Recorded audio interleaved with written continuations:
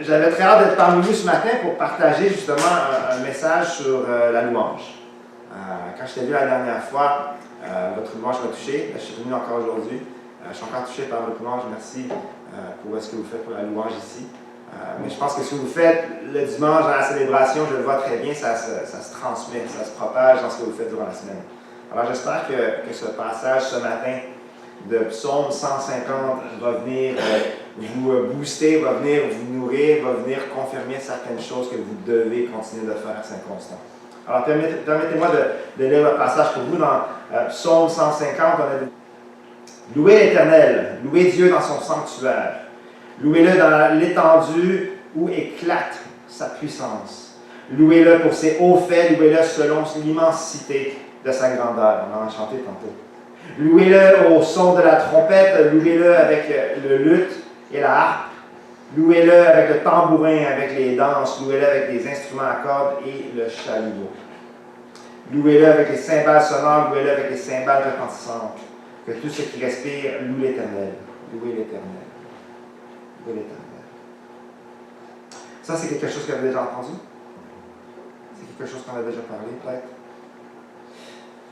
Chers frères et sœurs, je suis sûr que ça vous parle parce que vous êtes une église qui loue. Je ne sais pas quelle sorte de semaine que vous avez vécue, je ne sais pas quelle sorte de semaine que vous avez eue, que vous avez vécue, mais permettez-moi de partager ce qui est sur mon cœur, sur ce passage-là. Chaque fois que je le lis, ça me parle. Chaque fois que je le lis, je pense aux configurations qu'on a dans le livre.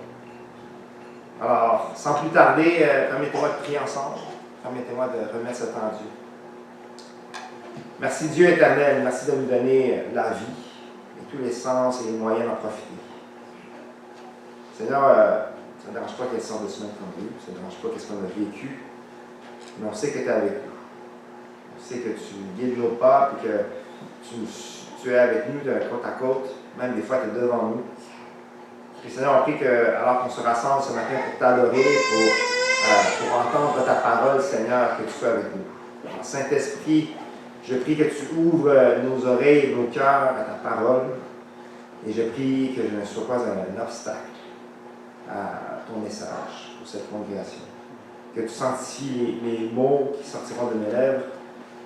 Et alors, Seigneur, je prie dans ton nom, Jésus, que tu restes notre roi et que tu nous guides. Dans ton nom, Saint, on prie. Amen. Amen. Est-ce que j'ai déjà fait avec vous l'exercice du Alléluia, de garder votre respiration? Est-ce que j'ai déjà fait ça avec vous? Je pense pas. Non, hein? Ok, parfait. On va faire l'exercice, on va essayer quelque chose ensemble.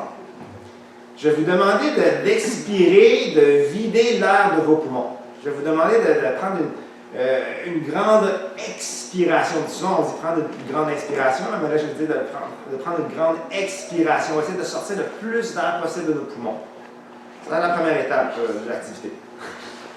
La deuxième chose que je vais vous demander à faire, c'est qu'une fois que tout l'air est expiré, là, je vais vous demander de crier le Alléluia le plus fort que vous pouvez.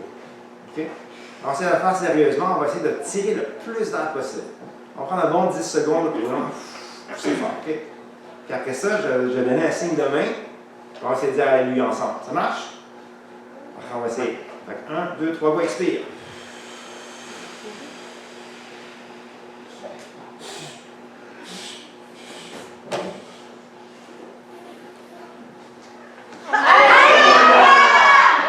Il y a deux choses qui sont confirmées ce matin. Saint-Constant, vous avez des belles voix. Puis la deuxième chose, c'est que vous êtes tous des tricheurs. Parce que, s'il n'y avait pas d'air dans vos poumons, les confirmés, ça serait impossible de dire ça. Parce que de un, vous serez mort. Ça, médicalement, j'ai demandé à des amis docteurs, mais si on n'a plus d'air dans nos poumons, qu'est-ce qui arrive? Ben, t'es mort. Fait que, en premier lieu, vous seriez mort. Puis en deuxième lieu, ça serait impossible de dire aucun son parce qu'il faut que l'air passe à travers la lèvre. C'est impossible de sortir toute l'air de nos poumons. Ça, pour ceux qui le savent, c'est impossible de le faire. Mais si ça aurait été possible, c'est pas supposé d'être aussi fort que ça. Donc, soit vous êtes surhumain, ou bien vous êtes des tricheurs. Je pense que c'est ça la même chose. Mais ça serait quasiment impossible. Ça serait pas faisable. Parce que Parce qu'on a besoin de l'air, justement, pour vivre. Et puis, Dieu l'a fait ainsi. Dieu l'a fait ainsi, hein? Je suis convaincu que Dieu, en tant que chef biologiste de l'univers, en fait, il devrait travailler à la NASA, en fait, mais Dieu savait qu'on aurait besoin d'air dans nos poumons. Sinon, on ne serait pas vivant comme on le doit. Sinon, on ne serait pas capable de dire Alléluia. Alors, c'est pour ça que tout ce qui respire, c'est pour ça que Psaume 150 le dit, que tout ce qui respire loue l'Éternel. Louez l'Éternel. Là, il faut remarquer que le mot pour louer, en hébreu, quand on va à la racine du mot, quand on va à le mot original, le mot pour louer, c'est le mot Alléluia. Alors, c'est pour ça que je vous ai demandé de dire Alléluia. Parce que tout ce qui respire doit louer l'Éternel. Louer l'Éternel. Maintenant, la signification du mot Alléluia, c'est de glorifier, c'est de célébrer Dieu pour sa bonté. De célébrer, de glorifier Dieu pour ce qu'il a fait. C'est ça que ça veut dire Alléluia. Alors, gênez-vous pas dans les assemblées, dans les célébrations, quand quelqu'un partage quelque chose de Dieu ou sa bonté, ben, laissez-le sortir de l'Alléluia, parce que là, je sais que vous êtes capable de le faire. Je sais que vous êtes capable de le faire. Dieu savait qu'on ne pourrait pas louer sans cet air dans nos poumons. Sans respirer, là, il n'y aurait pas d'Alléluia qui sortirait. On ne serait pas capable d'accomplir son dessein, son plan pour l'humain. On a été créé avec de l'air dans nos poumons pour le louer. Son plan parfait, Dieu a fait exprès, a planifié, a préparé, a agi en conséquence pour insuffler son souffle de vie en nous. On le lit dans la Genèse. Certains vont connaître, les enfants ils sont en bas à l'école du dimanche. C'est une des premières histoires qu'on enseigne aux enfants. Hein? Comment Dieu a créé l'homme. Dans les prochaines diapos, on va voir que Dieu insuffle le souffle de vie dans Adam et Ève. L'Éternel Dieu forma l'homme de la poussière de la terre, mais ce n'était pas suffisant. Dieu avait un plan. Il souffla dans les narines un souffle de vie, et l'homme devint un être vivant. C'est à ce moment-là que l'humain est devenu vivant, quand Dieu a insufflé son air en lui. Alors, dès le début, dès les premiers moments de l'homme sur terre, l'homme vivait par Dieu, à cause qu'il a insufflé l'air, mais il vivait aussi pour Dieu. Par et pour Dieu. Le mot en hébreu qui est utilisé, c'est le mot ruach. Est-ce que vous pouvez dire ruach pour moi? Ruach. On sent même l'air passe dans l'air passe. Ruach. C'est un mot viscéral, quasiment. Ça part de là, puis ça monte, là, ça sort. Ruach. Là, vous venez d'avoir votre certification hébreu. Mais c'est le mot qui est utilisé aussi pour esprit. C'est le mot qui est utilisé pour parler d'un vent, de quelque chose qui est là, mais qu'on ne voit pas. Souffle de vie. L'Esprit de Dieu qui se mouvait, qui était à la surface des eaux, c'est le même roi. Dans Genèse, au commencement, Dieu créa les cieux et la terre. La terre était informe et vide. Il y avait des ténèbres à la surface de l'abîme. Et l'Esprit de Dieu, le roi, se mouvait au-dessus des eaux. C'est Genèse 1, chapitre 1, verset 2. On ne peut pas aller plus loin que ça. Quand on pense au Nouveau Testament aussi, il y a une narrative similaire. Il y a une idée de ce roi, de cet Esprit de Dieu. L'Esprit de Dieu qui descend à la Pentecôte. On pense à ça. Les langues de feu, hein? Le jour de la Pentecôte, ils étaient tous ensemble dans le même lieu. Tout à coup vint du ciel un bruit comme celui d'un vent. Quoi? Vent impétueux. C'est ça que la parole dit. Et il remplit toute la maison où il était assis. Actes chapitre 2, versets 1 à 2. Ce roi est venu des cieux. C'est la signification. Dieu est descendu. Dieu est venu remplir une salle. Dieu est venu remplir les croyants, les disciples. Il était présent. Ils ne le voyaient pas, mais il était là. On voit aussi au baptême de Jésus ce même roi, ce même esprit. Dès que Jésus fut baptisé, on lit dans Matthieu chapitre 3, verset 16, Jésus sortit de l'eau. Et voici les cieux s'ouvrir et il vit quoi? Dites-moi là. Il vit le roi. Il vit l'Esprit de Dieu descendre comme une colombe. Une colombe. Une colombe qui prend les airs. Hein? Venir sur Jésus. Alors, ce roi-là, on le voit partout. On voit partout ce roi. Il est présent. Il est sur ceux que Dieu choisit. Il est sur ceux que Dieu va aller rejoindre. Il est sur ceux que Dieu veut remplir. Remplir de ce souffle. Alors voici le même esprit insufflé, vivant dans Adam et Ève, pour des humains qui ont été créés par et pour Dieu, dévoués à la gloire de Dieu. Ce même roi, malheureusement, a été expulsé, a été expiré d'une certaine manière. On connaît l'histoire, malheureusement, Adam et Ève ont décidé de se séparer de Dieu. Ils ont dit, nous, on va vivre sans Dieu, on va faire nos choix sans Dieu, on va se diriger sans Dieu. Ils se sont éloignés, ils ont cassé leur relation avec Dieu.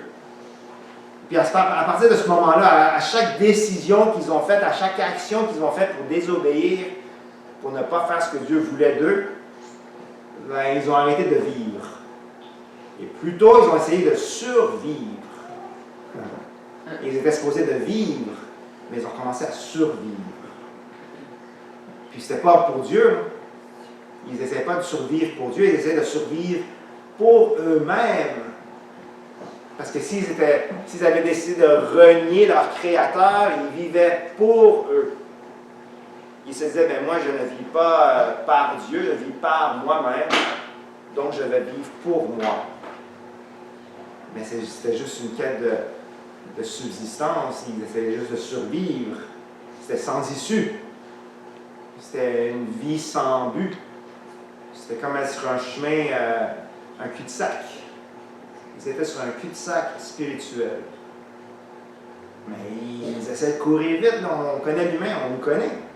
Des fois qu'on choisit des rues, des chemins sans sortie, ou quand on choisit un chemin cul-de-sac, des fois on essaye vite, on dit il y a peut-être une sortie, on se dépêche, on va jusqu'au bout à toute vitesse. Là on se rend compte qu'il n'y a pas d'issue.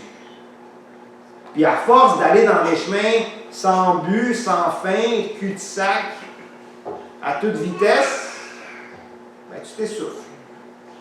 Tu t'essouffles. Puis à un moment donné, tu t'essouffles à un point tel que là, tu tombes à terre, puis tu es mort. Puis tu souffles. C'est humainement impossible pour nous de dire, je vais reprendre le souffle de Dieu moi-même. Par mes propres moyens, je vais prendre ça, je vais faire ça, puis je vais être vivant encore. C'est impossible. C'est impossible. On a besoin que Dieu, de la même façon que c'est lui qui a insufflé la vie en Adam et Ève, on a besoin que Dieu insuffle cette vie en nous encore. On a besoin de ça. Parce qu'éventuellement, sans ça, on arrête de respirer. On s'étouffe, on s'essouffle, on meurt. C'est comme, je vais vous montrer la prochaine diapo, je ne veux pas choquer des gens ou je ne veux pas déclencher quelque chose chez quelqu'un, mais la prochaine image, c'est quelqu'un qui se noie. C'est une statue qui est faite à l'effigie des surfeurs en Californie. C'est une effigie pour se souvenir de tous ceux qui sont morts noyés. Puis ça arrive dans le sport nautique, on sait bien. Moi, je suis grand fan de surf, puis des fois, quand tu manques ta vague, tu es en dessous, puis tu vois en dessous des vagues, puis tu peux être en dessous de l'eau pour 30 secondes facile. Il y en a qui se noient. Puis c'est ça qui nous arrive en tant qu'humains. On essaie de sortir de ce trou-là. On s'essouffle. On On s'essouffle à essayer de sortir d'un trou qu'on a fait nous-mêmes, de sortir d'un pétrin qu'on s'est mis nous-mêmes. On essaie de finir une course qu'on a entamée, qu'on ne sera pas capable de finir. On se noie spirituellement. On se jette à l'eau, pensant qu'on peut survivre dans l'eau, puis en fin de compte, on n'était pas aussi bon de l'argent qu'on pensait. Pour plusieurs, c'est ça qu'on a vécu. Hein? Jusqu'à temps que Jésus vienne nous sauver, puis nous tend la main. Puis nous dire, je pense que toi, Sébastien, qui avait une belle image sur son téléphone. Allez voir Sébastien tantôt, il dit, hey, montre ton téléphone. Il y a une belle image de Dieu, justement, qui tire quelqu'un de eux. C'est ça qui nous arrive. C'est ça qui nous arrive. Mais par amour, Dieu a envoyé son Fils. Par amour, Dieu a envoyé Jésus pour nous sauver de cette vie sans issue, de cette noyade certaine. Il a envoyé Jésus qui, encore une fois, on parle du narratif du roi, de l'humain, de cette personne qui est insufflée de Dieu, qui vit par et pour Dieu. Dieu envoie Jésus. Dieu envoie Jésus qui a pris son premier souffle lui-même comme bébé dans une mangeoire, parmi les humains, qui lui-même a expiré son dernier souffle sur la croix pour prendre le fardeau de notre péché, pour prendre la punition, pour prendre la mort certaine de nos péchés. Lui-même a expiré ce dernier souffle. Mais, gloire à Dieu, alléluia, il a repris souffle. Il a repris souffle, sorti du tombeau. Sorti du tombeau pour dire, cette mort certaine, oui, je l'ai pris, mais je vous redonne, je prends quelque chose, mais je vous donne quelque chose aussi, qui est la vie éternelle. Suivez-moi hors de ce tombeau. Il a repris souffle. Il a repris souffle. Mais ce n'est pas à la fin non plus. Ce roi est toujours présent, souvenez-vous, là. Ce roi est partout. Ce roi est dans ce bébé qui lance des cris de joie. Ce roi est aussi là quand Jésus, quoi? Quand Jésus a été élevé au ciel. Hein? La nuée, là, c'est cette sorte de coup de vent invisible où Jésus est monté. C'était un roi. C'était le vent, c'était le souffle, c'était la présence de Dieu qui l'a élevé. Alors Jésus a tout fait ça pour nous. Pour des gens qui le méritaient pas.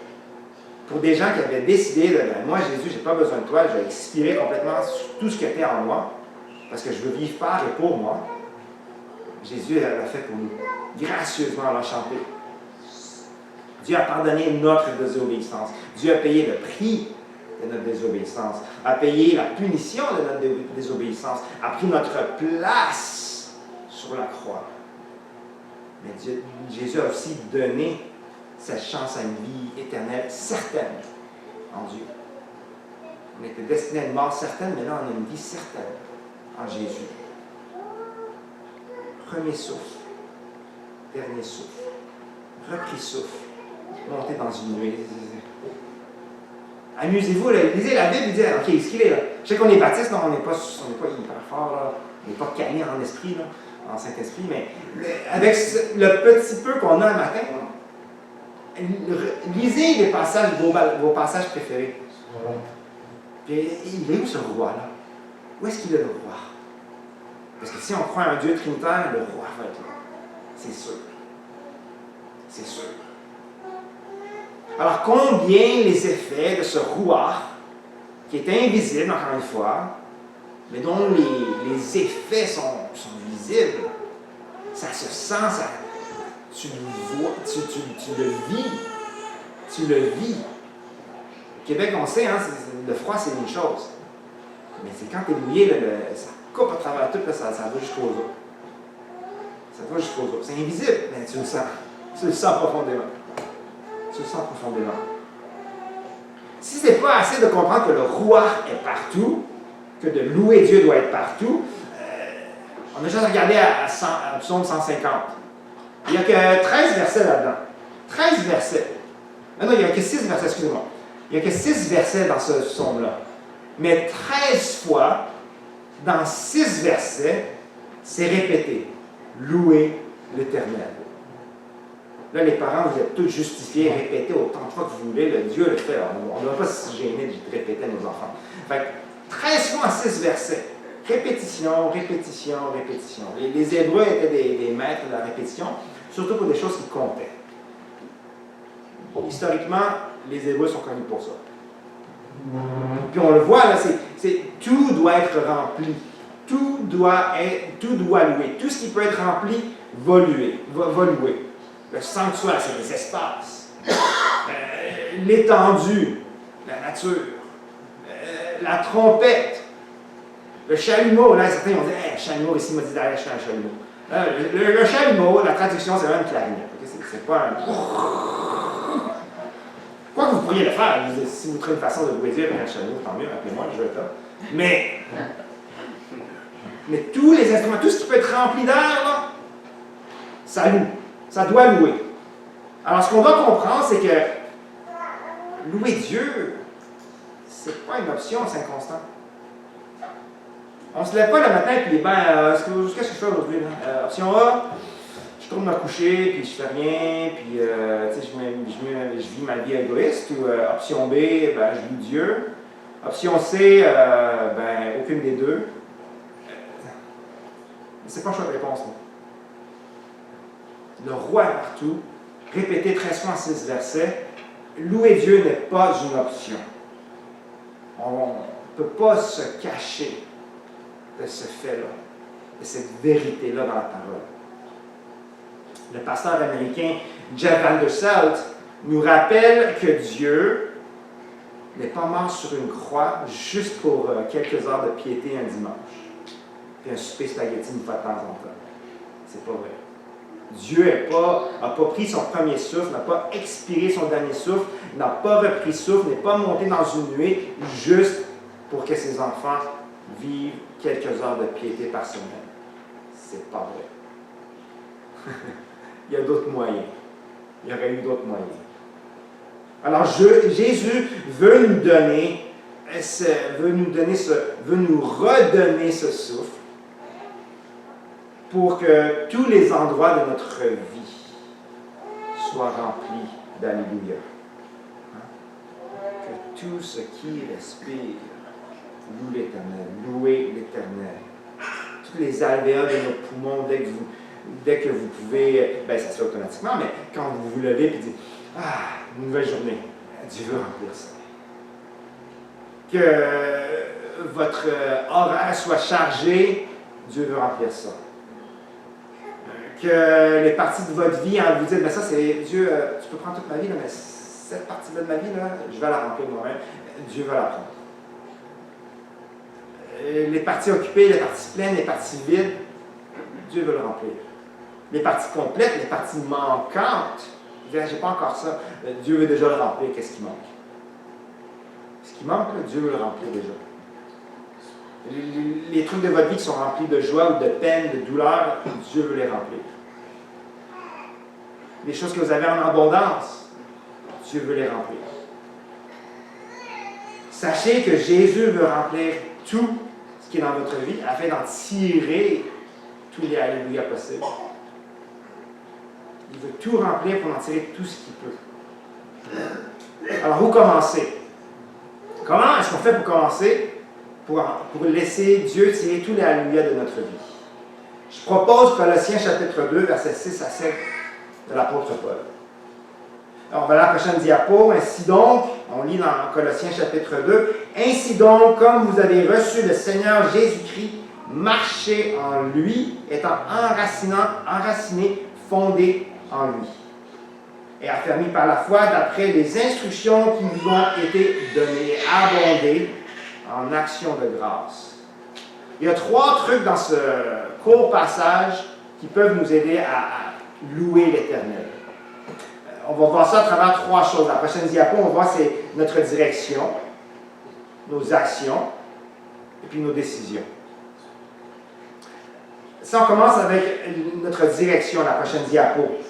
Notre direction, souvent, on est à Montréal, on est en périphérie de Montréal. On est fiers, Jean de la Rive-Sud. quand tu vas à Montréal, la chose qu'on déteste à Montréal, là, même plus que les ponts, parce que les ponts, en fait, c'est leur échappatoire pour nous ici. Mais nous, quand on va à Montréal, ce qu'on déteste le plus, une des choses, ben, c'est les comptes jaunes, oui, là, mais c'est aussi les sens uniques.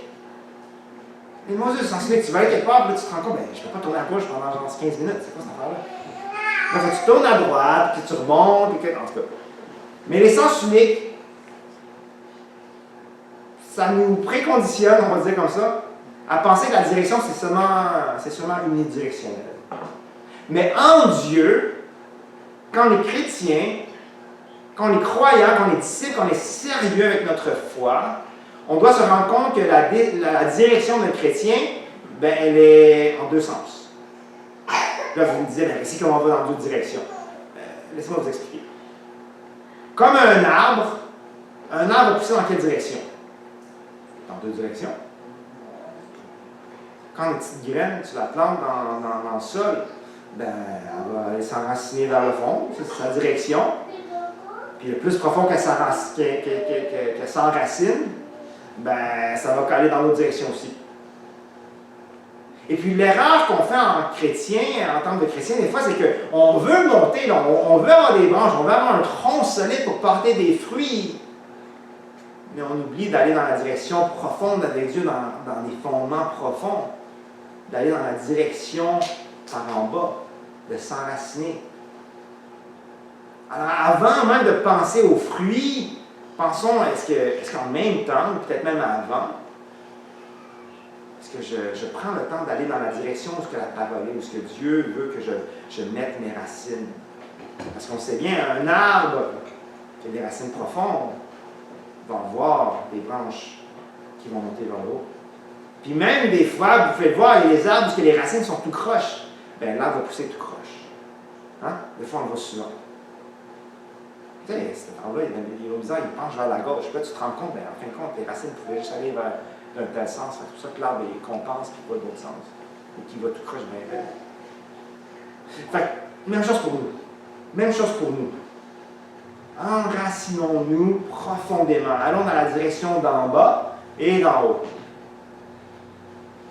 Puis je serais prêt à dire que si on passe plus de temps en direction en bas, de s'ancrer, de s'enraciner,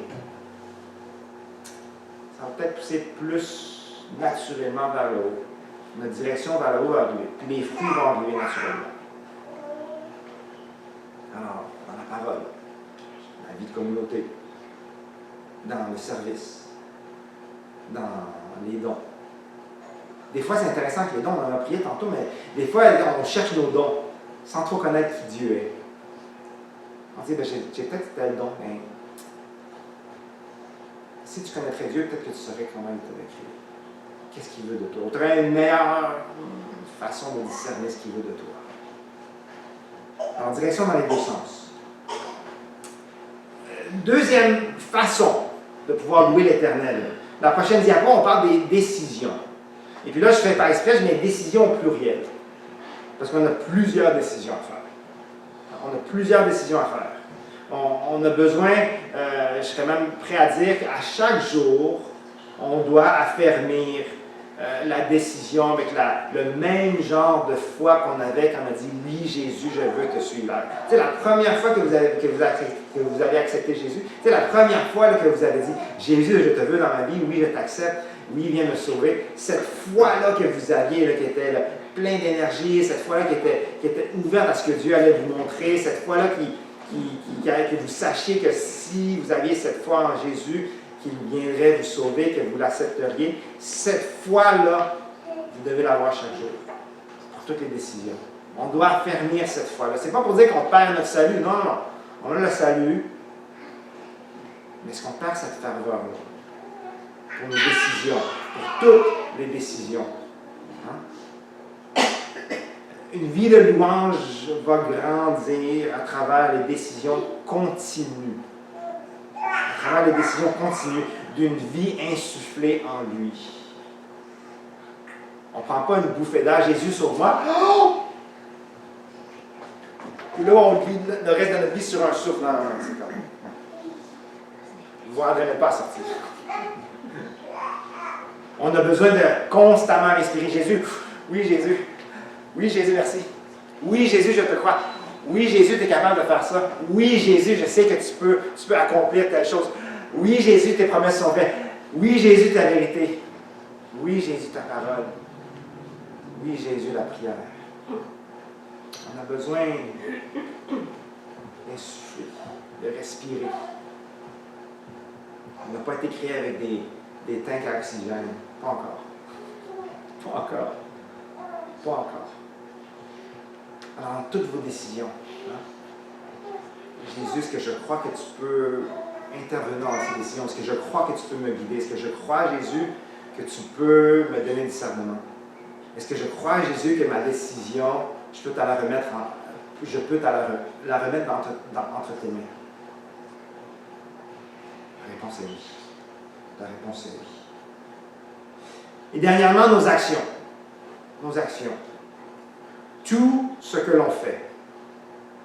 Et puis je ne peux pas le mettre plus dans face que ça, mais toutes les décisions que l'on fait. Comment on se comporte. Comment on va agir avec les autres. Ces actions-là, ces choses que l'on fait avec nos mains, avec notre voix, ça doit être en union avec Jésus. On n'a pas le choix. On est genre une équipe de nageurs synchro. C'est comme... Si vous regardez les nageurs qui font de la synchro, ou même ceux qui font du plongeon, ils respirent en même temps. Mon deuxième fils fait du violon. Le prof, il fait tout le temps. On va partir, parce qu'il veut que tout le monde respire en même temps, parce que ça joue comme ça. Ceux qui font de la nage synchronisée, même chose. Si vous les regardez là, attentivement, ils ont le nez coincé, c'est sûr, là, mais vous allez voir quand ils montent, ils respirent tout en même temps, puis ils descendent tout en même temps, puis ils prennent tout la même respiration. Parce que sinon, il y en a un qui respire à ce moment-là, puis il ne peut pas rester dans l'eau assez longtemps. Il y en a un qui fait un plongeon, il prend la mauvaise respiration, bien, il va être décalé d'un demi-millième de seconde. Ils ne vont pas être synchro. C'est la même chose avec nous. Là. Si on ne respire pas de Dieu, nos actions ne vont pas refléter d'où vient l'heure, de qui on est, par qui et pour qui on vit. Alors, je l'ai dit, les cellules de notre corps, tous les blocs de notre horaire, toutes les négociations, les parents, là, je vous parle, moi je suis parent aussi, mais toutes les négociations que vous avez avec vos enfants, ça doit être rempli du Saint-Esprit, rempli de l'œuvre de Dieu. Toutes les chicanes, toutes les accroches avec nos bien-aimés, avec nos époux, avec nos épouses, tous les débats avec nos amis, toutes les conversations malaisantes ou déplaisantes avec des voisins, des collègues de travail. Ça aussi, ça doit insuffler. Toutes les conversations que vous allez avoir avec votre boss, toutes les parties de votre vie. Comme Jack Anderson l'a dit, c'est pas juste pour quelques heures de piété le dimanche qu'on a été remis à vie. C'est pas juste pour quelques heures de piété. C'est comme pour ceux qui connaissent un peu la construction, ceux qui ont déjà vécu dans le bois ou dans des maisons avec de la moisissure. Quand tu rentres dans le bois, tu le sens, l'humidité des arbres. Quand tu rentres dans une maison qui a une moisissure, tu le sens. Mais tu le goûtes aussi, parce que c'est dans l'air. Tu rentres dans une maison qui a plein de moisissures, tu es comme « Ah, non, c'est mouillé ici. » Tu pars du stationnement, puis tu rentres dans le bois pour ta randonnée, bien, tout de suite, quand tu es en dessous de la canopée des arbres, ah, je goûte le sapin. Pour ceux qui font la cuisine, hein? Tu pars de quelqu'un ou tu pars de l'extérieur, tu vas chez quelqu'un, puis tu rentres chez eux, puis ils font des biscuits, ben là, goûte le beurre. Hein? Ça goûte. Tu ne le vois pas, mais tu peux le sentir, au point tel que tu le goûtes. C'est ça qu'il faut. C'est ça qu'il faut dans notre vie. C'est ça de louer Dieu. Quand tu loues Dieu avec tout l'âge que tu as dans tes poumons, ça se goûte. Fait que Raymond parlait la semaine prochaine d'aller à Verdun. C'est ça la semaine prochaine, non? D'aller chanter des chants. Et vous allez louer le Seigneur. Les gens qui vont se promener là, puis je connais ce parc-là, vous allez chanter là à air ouverte. Ceux qui vont être touchés, c'est ceux qui vont dire il y a quelque chose de spécial avec ça. Je ne comprends pas les chants. C'est peut-être des paroles que j'ai déjà entendues ou c'est peut-être des paroles que j'ai jamais entendu, mais il y a quelque chose avec ce monde-là. Il y a comme un avant-goût. C'est comme un petit appetizer, là. C'est comme un, hey, quelque chose de spécial avec eux autres. Je suis intéressé. Mais là, on va demander qu'est-ce qu'ils ont. C'est une chorale? C'est quoi qu'ils font, eux autres? C'est ça que Dieu veut de notre vie. Qu'on vit notre vie de louange à un point tel que les gens vont dire Raymond, t'es différent. Sébastien, t'es différent. Puis que nous, on leur donne des échantillons, puis on leur dit ben regarde, là, moi, là, je peux juste te donner des échantillons. Il y a quelqu'un qui a une table de banquet complète pour toi, prête pour toi, là. Il y a un Jésus qui a déjà une tablée qui t'attend juste. Tu veux-tu manger et pas juste goûter ma vie? Mais tu veux-tu manger avec Jésus? C'est ça le but, là. C'est ça le but. C'est pour ça que c'est aussi important de vivre une vie remplie de louanges. De vivre comme si, pour la raison qui est de vivre par et pour Dieu. Ce roi-là, c'est pas juste pour nous, pour qu'on se sente bien, ah, je loue l'Éternel, je me sens bien, merci Jésus.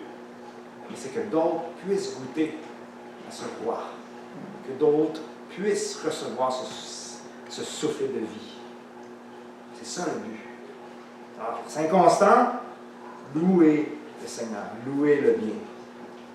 Louez le bien, continuez de le faire. Continuez de le faire avec ce que vous faites à Verdun, puis allez-y à grands pas. Puis je me souviens, l'année passée, c'était dans les parcs, hein?